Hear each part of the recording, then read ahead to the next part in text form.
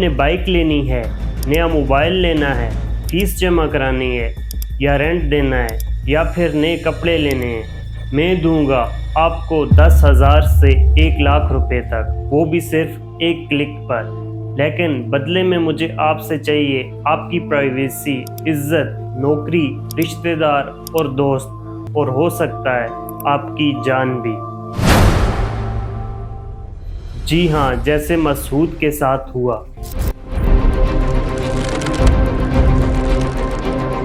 روم میں سے تھوڑی سی لائٹ آ رہی تھی باہر سے, میں نے اس کا ڈور اوپن کیا تو یہ پنکھے کے ساتھ لٹکے ہوئے تھے اس ٹائم.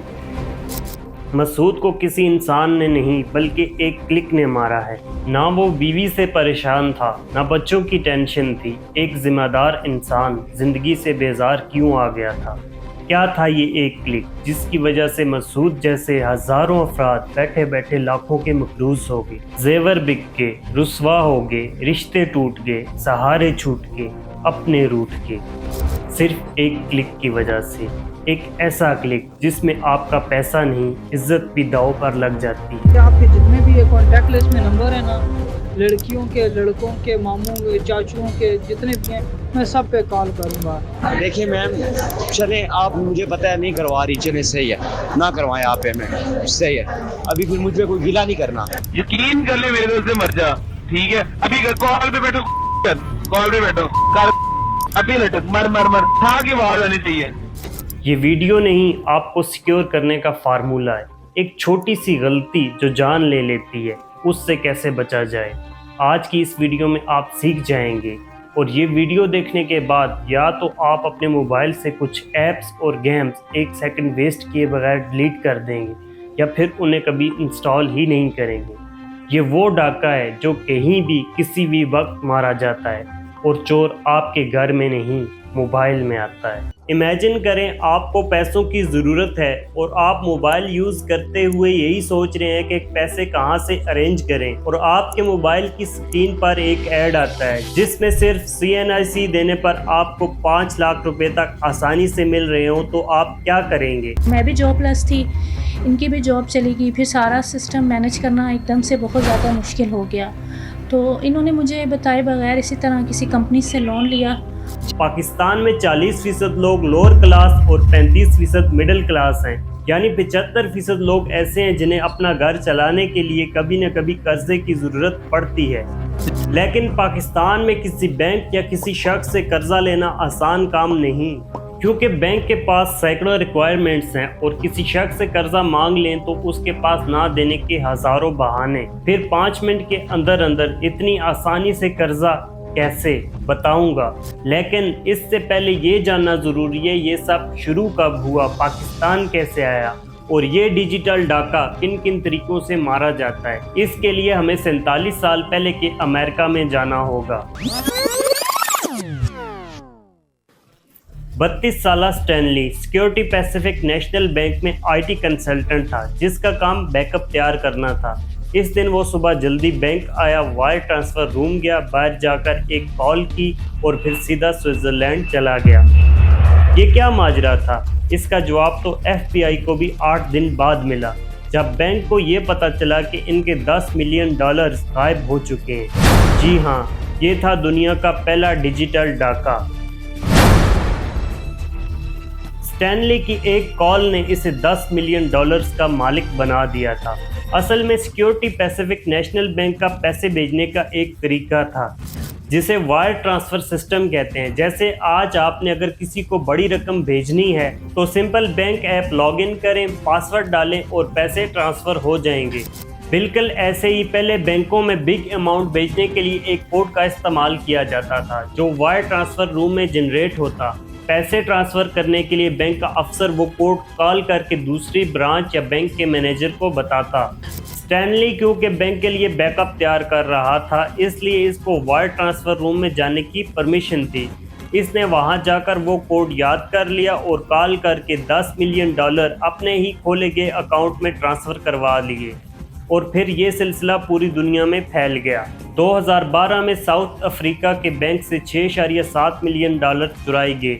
2016 में बांग्लादेश के बैंक से $81 मिलियन निकाल लिए गए। 2014 से 2018 तक हैकर्स ने रूस, America, China, Ukraine, France, Poland, UK और जर्मनी के बैंकों और एटीएम्स पर साइबर अटैक्स किए, जिनमें लोगों के $1 बिलियन डूब गए। 2021 में फिलिपाइन के बीडीओ यूनी बैंक के 700 कस्टमर बैठे बैठे कंगाल हो गए, लेकिन मसूद के केस में ऐसा नहीं था, क्योंकि इसके पैसे चोरी नहीं हुए थे, बल्कि मसूद को तो पैसे दिए जा रहे थे, लेकिन वो नहीं जानता था कि एक छोटा सा कर्जा उतारते उतारते वो इस दुनिया से ही चला जाएगा। ये जो ऑनलाइन कर्जा देते हैं, ये लोग कहते हैं कि जी आपने 3 मंथ के अंदर रिटर्न करना है, 90 डेज़ का इनको होता है कि आपने जो है ना 90 दिन के अंदर अपना कर्जा वापस करना है।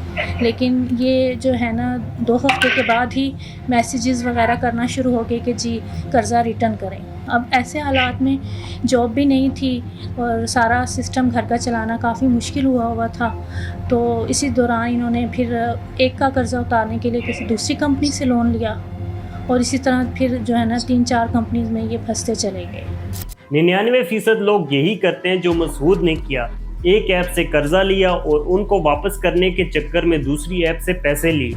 ये एक ऐसा जाल है जिसमें इंसान एक दफ़ा फंस जाए तो फिर निकलने का चांस बहुत मुश्किल से मिलता है, क्योंकि ऐसी ऐप्स का कोई ऑफिस नहीं होता, इनका कोई बंदा घर आकर कर्जे का तकाजा नहीं करता, लेकिन फिर भी ये लोग आपको आपके रिश्तेदारों, दोस्तों और ऑफिस में भी बेइज्जत करा सकते हैं। जिस वक्त आप ये ऐप्स अपने फ़ोन में डाउनलोड करते हैं, उस वक्त ये आपसे आपके फ़ोन के अंदर जो है वो डिफरेंट तरीके की परमिशंस ले लेती हैं।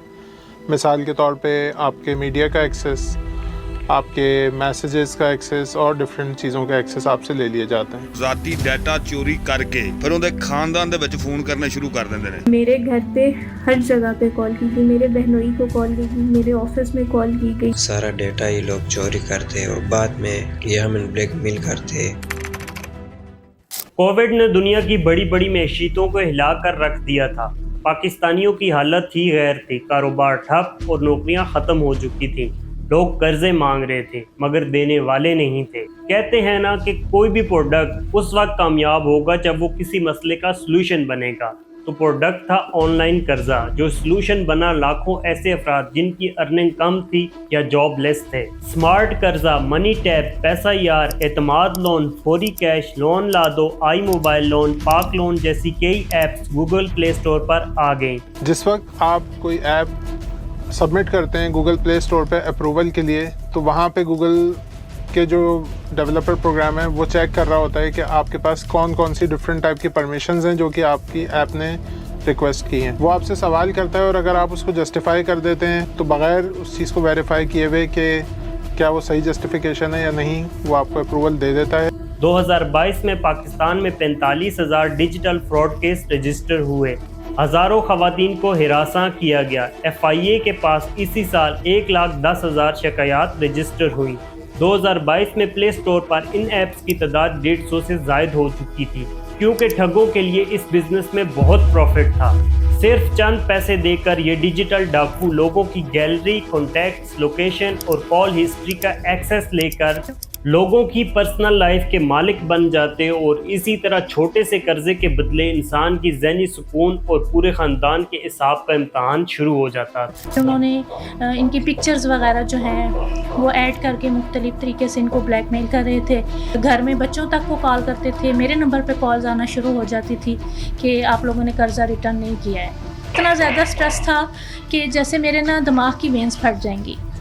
इमेजिन करें एक शख्स जिस पर पहले ही घर की जिम्मेदारियां हैं, जो 16 घंटे मेहनत मजदूरी करके अपने बच्चों को पालता है, हैंड टू माउथ चलता है, खर्चा पूरा करने के लिए ओवर टाइम करता है और इमरजेंसी में किसी लोन ऐप से कर्जा ले ले तो लाइफ टाइम के लिए इस ट्रैप में फंस जाता है। लेकिन सवाल ये है कि मजबूर और ज़रूरतमंद लोगों के सामने ही ऐसे एड्स क्यों आते हैं? उसकी वजह यह है कि जैसा कि हम सब जानते हैं कि सोशल मीडिया की जितनी भी ऐप्स हैं, मिसाल के तौर पे फेसबुक, इंस्टाग्राम और ये तमाम ऐप्स, ये सारी की सारी हमारी बिहेवियर प्रोफाइलिंग कर रही होती हैं। हम किससे क्या बात कर रहे हैं, चैट के ऊपर, कॉल के ऊपर, हमारे माइक का एक्सेस इनके पास होता है। लेकिन ज़रूरी नहीं कि आप कुछ सर्च करें, कोई ऐड देखें या लोन लें।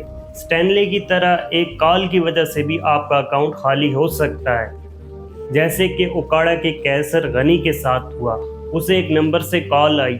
کال کرنے والے نے خود کو اس بینک کا نمائندہ بتایا جس میں کیسر کا اکاؤنٹ تھا اور اے ٹی ایم کی ڈیٹیلز مانگی. کیسر کو شک ہوا تو اس نے فون کٹ کر دیا. دوسرے ہی منٹ اسے ایک لینڈ لائن نمبر سے کال آئی. اب کی بار کال کرنے والے نے کہا کہ میں FIA کا ڈپٹی ڈائریکٹر بات کر رہا ہوں. تمہیں جو شخص کال کرے اسے اپنی بینک کی ڈیٹیل دے دینا ورنہ تمہارے خلاف پرچہ رجسٹرڈ ہو جائے گا. کیسر ڈر گیا. جب دوبارہ کال آئی تو اس نے اپنا ATM کوڈ بتا دیا.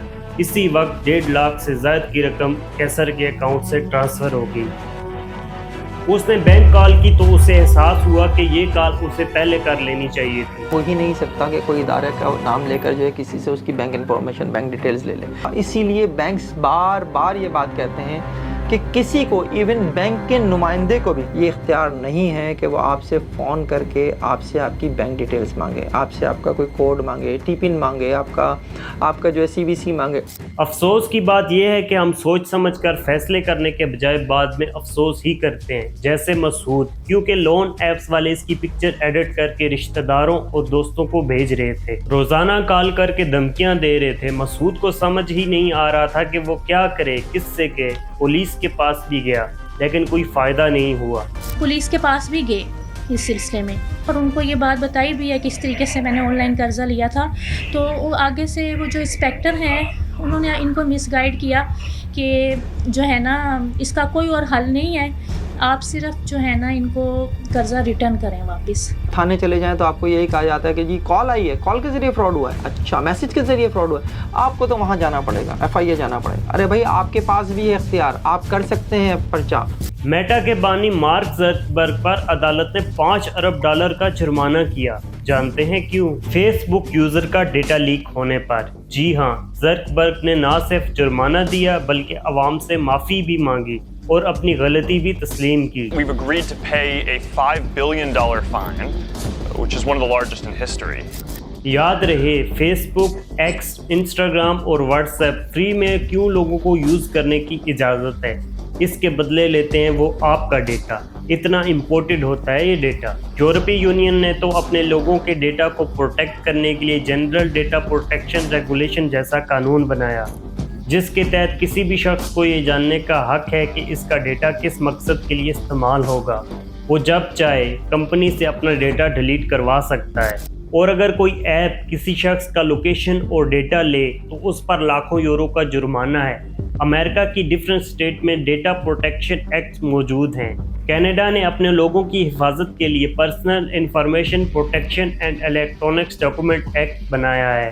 اور آسٹریلیا میں پرائیویسی ایکٹ 1988 نافذ ہے جس کے تحت کمپنیز پر یہ بتانا بھی فرض ہے کہ وہ کس قسم کا ڈیٹا اکٹھا کریں گی اور کوئی بھی شہری اس میں کریکشن یا شکایت کا حق رکھتا ہے. اور پاکستان، کیا یہاں کوئی ایسا قانون ہے؟ ایپ بنانے والی کمپنی اس بات کی پابند ہو کہ جو یوزرز کا ڈیٹا ہے اس کو پروٹیکشن بھی دینی ہے؟ اگر آپ جانتے ہیں تو کمنٹس میں ضرور بتائیے گا.